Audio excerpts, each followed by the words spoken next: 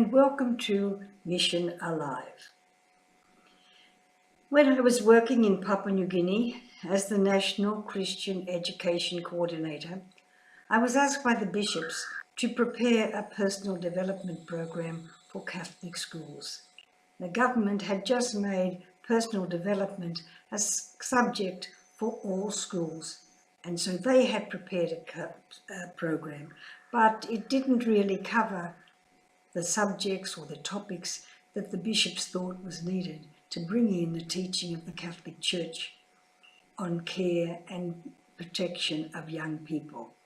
So they asked me to prepare a program for grades 7 to 9, 7 to 10. I was flabbergasted. I didn't think I could do this. I'd done other things before. I prepared a liturgy book for the school children in Milne Bay. I'd prepared a monthly 16-page magazine for teachers in Milne Bay. Sail On it was called, because everybody got everywhere by boat. Sail On, to support, to encourage and to help the teachers in isolated schools. And that was very successful. But a book for the nation, that was just something else, and especially for the 4 classes.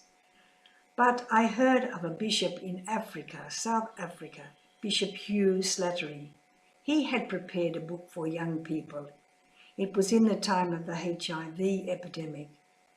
And he had written a very good book for young people to help them to see how important their bodies were, how beautiful, how precious their bodies were, and how their bodies were a gift from God, with all the gifts that were in that body.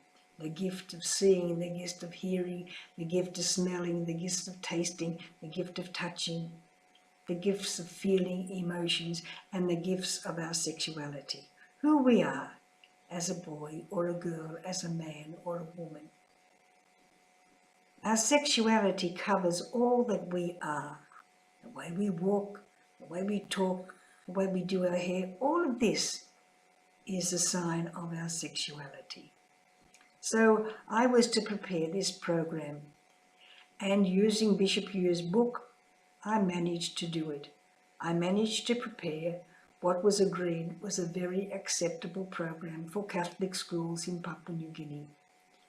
And so the important thing now was to get it out to the schools and have in-service so that the teachers could understand and know what they were teaching. So the first thing we did was to arrange workshops for the teachers.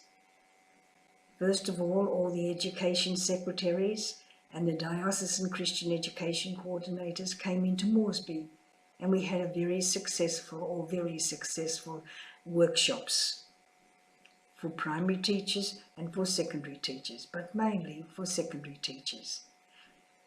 Then I went out, and in different dioceses we had workshops there for the teachers. They came in and we had workshops. I remember the one that I enjoyed, not the one that I enjoyed most, but the one that was really most alive and active and energetic was the one in Kundiawa. Oh, it was so alive. And when I'd go out, I'd say to the education secretaries, how many people do you think there'll be at the workshop? And they'd say, 25, 40, 19, 20, 16, 80. They'd say any number. And when I got there, there was always much less. So this time I said to the education secretary at Kundiawa, how many people? And he said, 100, sister, 104, 105. I said, oh, yes. I didn't believe him. I couldn't believe in that many teachers. And so I went, but at least I went prepared for 100 teachers. And when I got there, how many were there? There were over 100.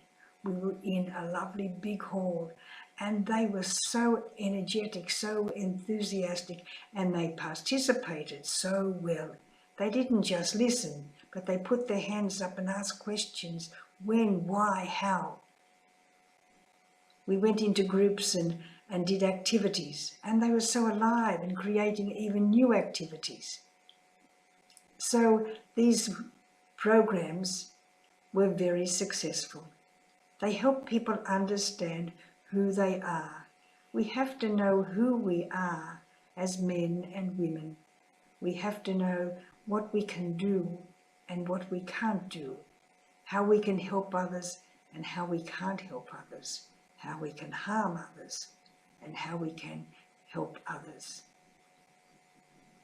Take pride in who you are, and then you will live a life that is rewarding for you and for others.